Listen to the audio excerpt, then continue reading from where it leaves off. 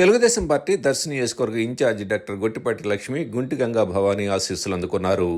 తాళ్లూరు మండలంలో ప్రముఖ పుణ్యక్షేత్రమైన గుంటి గంగమ్మ శత వార్షికోత్సవ తిరునాళ్ల సందర్భంగా నిర్వహించిన ప్రత్యేక పూజల్లో డాక్టర్ లక్ష్మి పాల్గొన్నారు. ఆలయ కమిటీ చైర్మన్ గురుబ్రహ్మం ఆధ్వర్యంలో డాక్టర్ లక్ష్మికి ఘన స్వాగతం పలికారు. టీడీపీ మండల పార్టీ అధ్యక్షులు బొమ్మిరెడ్డి ఓబుల్రెడ్డి, పలువురు టీడీపీ నాయకులు పర్యటనలో డాక్టర్ లక్ష్మి వెంట ఉన్నారు.